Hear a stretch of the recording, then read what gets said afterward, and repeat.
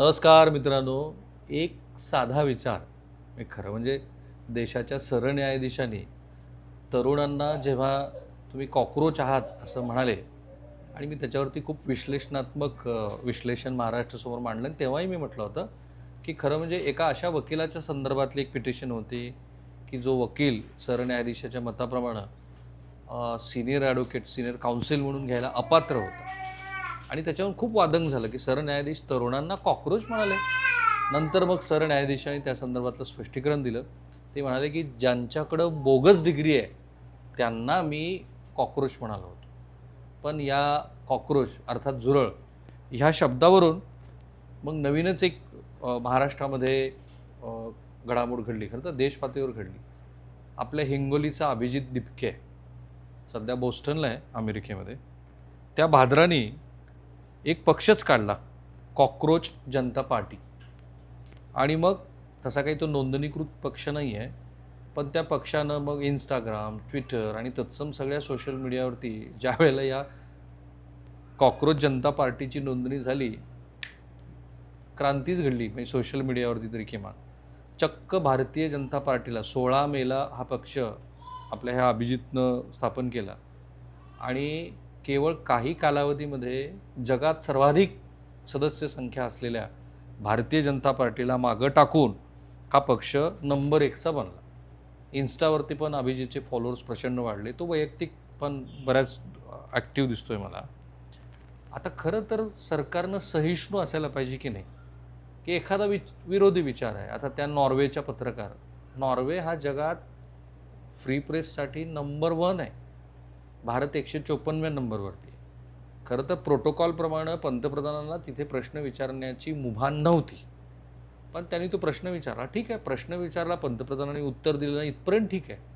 पण त्याच्यानंतर भारताच्या विदेश मंत्रालयाने त्या पत्रकार महिलेला बोलवलं आणि त्यांनी सांगितलं की या आमच्याकडे, आम्ही तुमच्या प्रश्नाचं समाधान करतो.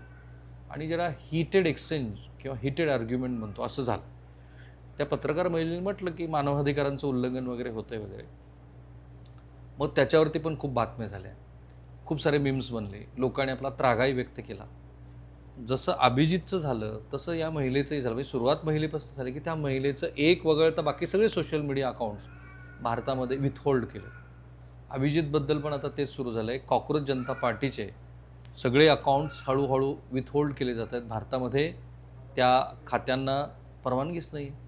तर मग अशा वेळेला मी अभिजितचा संपर्क साधण्याचा प्रयत्न केला, नाही होऊ शकला अभिजितचा संपर्क. पण मी आता हिंगोलीत आहेच, तर हिंगोलीत अभिजितचं कुटुंबीय आपल्यासोबत आहे.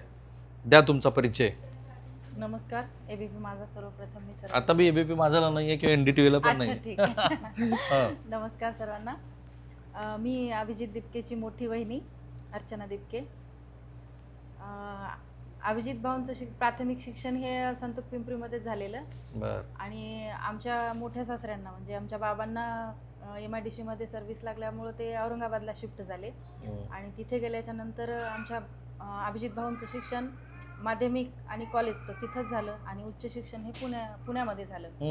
आणि उच्च शिक्षण घेतल्याच्या नंतर त्यांनी MS केलं आणि MS मधून त्यांनी अच्छा, MS कशा, इंजिनिअरिंगचं ब्रँच कुठलं काय मला ओके, MS साठी तो अमेरिकेला गेला. MS साठी त्यांनी अमेरिकेला गेले आणि तिथल्या युनिव्हर्सिटीमध्ये पण त्यांनी आता यावर्षी टॉप केलेला आहे. वा, म्हणजे ब्रिलियंटच आहे. हो, त्या युनिव्हर्सिटीमध्ये पण त्यांनी आता टॉपमध्ये आहेत. कालच ते रिझल्ट लागलेले, पण तिकडे भाऊ गेलेले नाही. लहानपणापासूनच भाऊ खूप ॲक्टिव्ह आहेत आणि सर्व घरच्या लोकांना मिळून, सर्वजणांना मिळून त्यांनी समोर गेलेले आहेत. आणि हा आवाज फक्त अभिजित भाऊचाच नाही तर अखंड भारतातल्या पूर्ण तरुणाईचा आहे. वा, असं तुम्हाला वाटतं? असं मला वाटतं. आणि अभिजित भाऊ सोबत आमचंच कुटुंब नाही तर अख्ख्या भारतातलं सर्व कुटुंब त्यांच्या पाठीशी आहे. आणि ही जी लढाई आहे ही काही राजकीय नाही किंवा अशी नाही की सुशिक्षित तरुण आपण पाहत आहोत की किती बेरोजगार आहेत. आई वडील आपल्या हाडाचं पाणी करतात आणि आपल्या लेकरांना शिकवतात, परंतु हे शिक्षण घेतल्याच्या नंतर मुलं शेवटी काय करतात, कॉक्रोच सारखे घरातच बसतात. त्यांना बाहेर येण्यासाठी, त्यांच्या हाताला काम मिळण्यासाठी, त्यांच्या बुद्धीला चालना मिळण्यासाठी कुणीतरी पुढाकार घेणं गरजेचं आहे. आणि आपण सरकारमध्ये पाहत आहोत की सर्व नोकऱ्या सर्वत्र ठप्प झालेल्या आहेत. कितीही आपण टफमध्ये एक्झाम दिल्या तरी नीटचं उदाहरण आपण आता घ्यायला पाहिजे होतं की नीटमध्ये 17 विद्यार्थ्यांनी आत्महत्या केल्यात. त्याचा जबाबदार कोण आहे? या विद्यार्थ्यांना लहानपणापासून मोठं करण्यापर्यंत किती खर्च आलेला असेल त्यांच्या आई वडिलांना, याची भरपाई कोण करणार?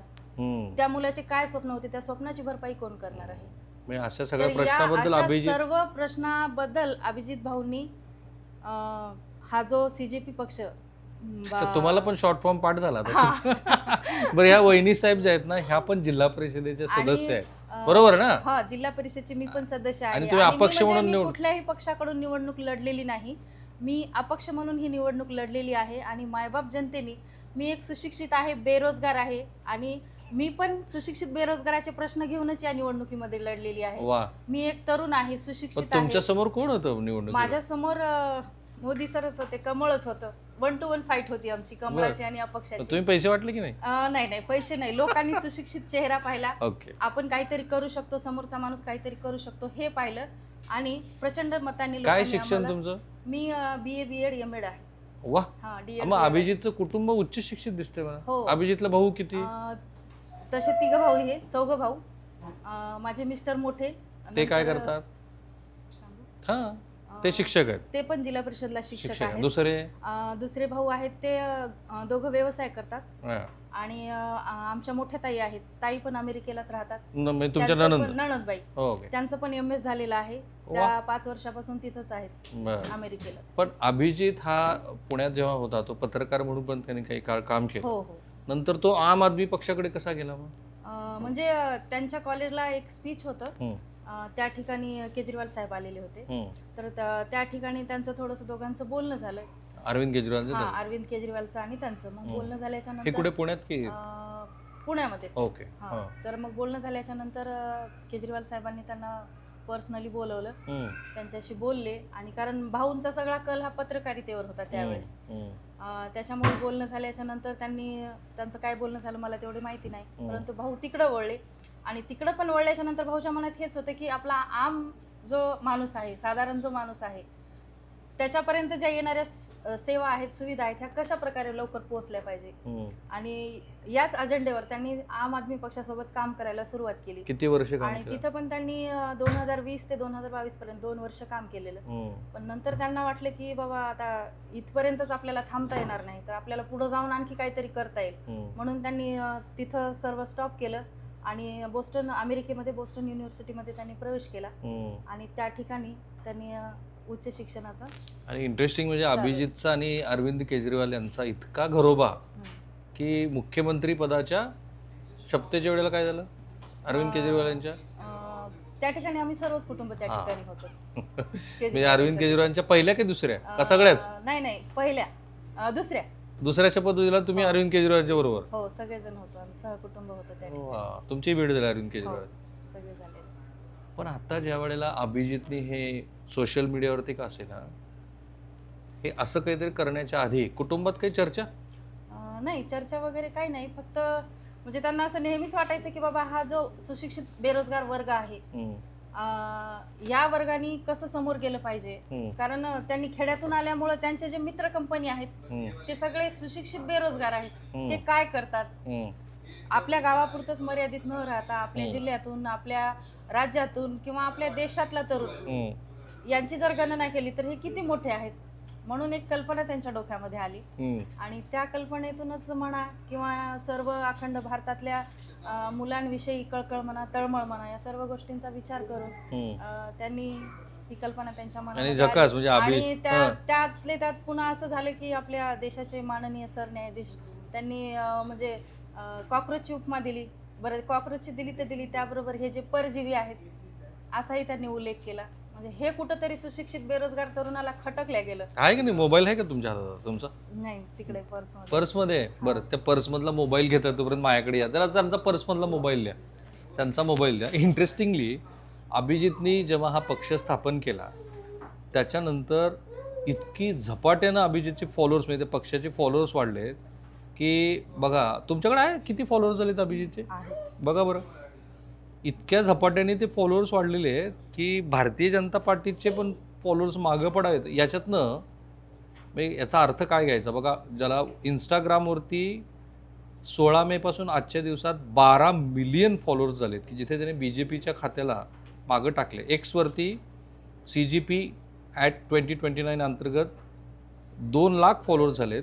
वेबसाईट पण आहे cockroachjnataparty.org आणि त्यांची विचारधारा पण अभिजितने लिहिली आहे.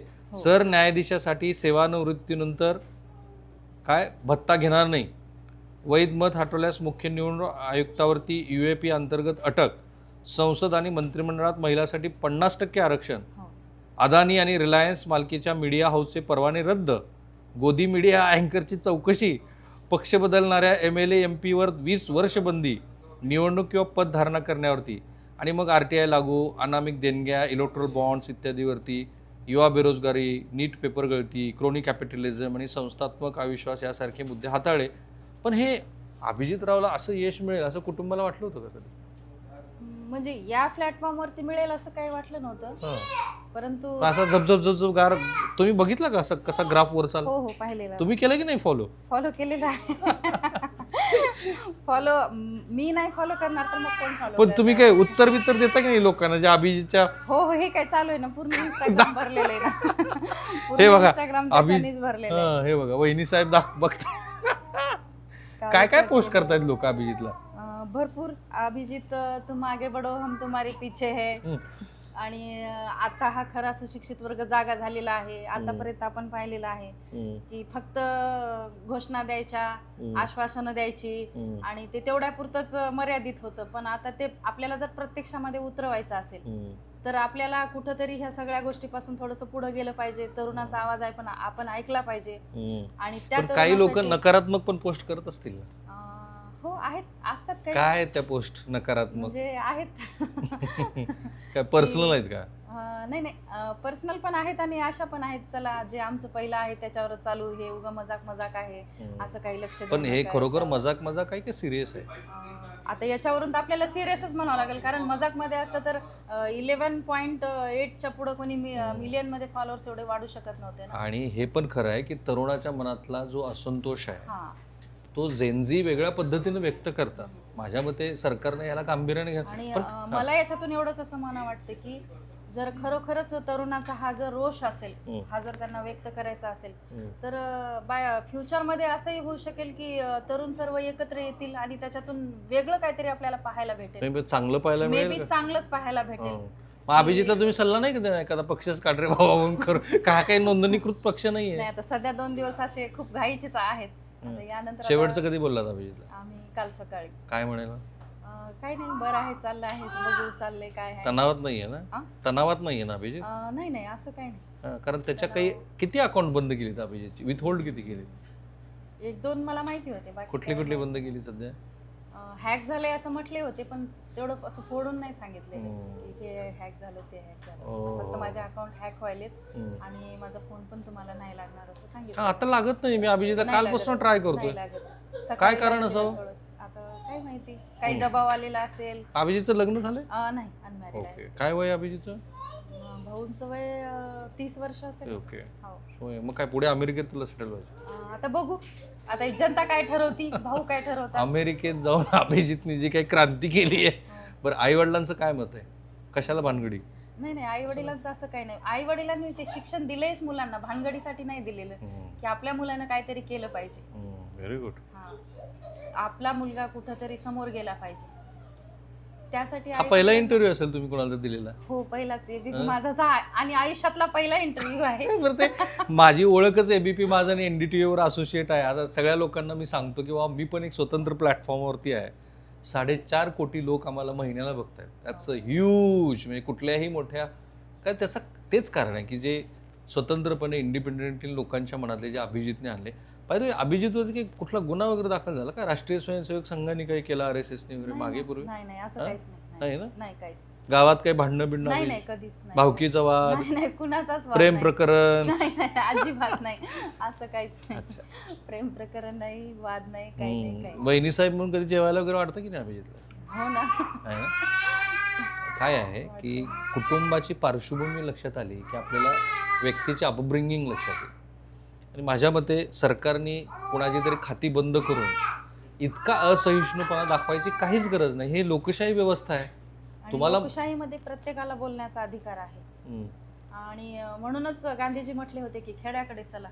म्हणून मी जी ही निवडणूक लढवली ती खेड्यातून लढवली हम्म. आणि अपक्ष म्हणून लढवली आणि लोकांनी मला त्या खेड्यातल्या लोकांनीच किती निवडून मतं दिले. मिळाली तुम्हाला? मला 11,770. आणि भाजपच्या मंडळीला?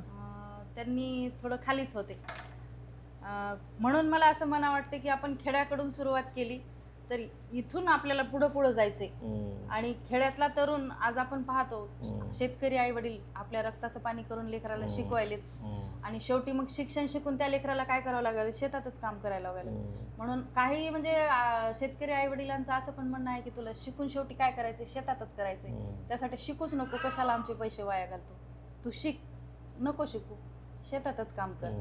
आणि त्यासाठी मला वाटते की आपण जी ही आता एवढ्या लीडनं आपण फॉलोअर्स वाढत आहेत आणि त्यासाठी आपण खेड्याकडून शहराकडे, शहराकडून राज्याकडे, राज्याकडून देशाकडे, देशाकडून अखंड विश्वामध्ये ही लढाई आपली झाली पाहिजे की. आणि सर्व तमाम जगातल्या तरुणांनी आता एकत्र यायला पाहिजे, आपला आवाज उठवायला पाहिजे असं. पण असं आहे की क्रोनो कॅपिटल, आता तुम्हाला तुमचं इतकं उच्च शिक्षण आहे म्हणून हे डावी विचारसरणी किंवा अगदीच फारच एक्स्ट्रीम डावी विचारसरणी वगैरे असं नाही ना अभिजितचं? नाही, असं काही नाही. नाही ना?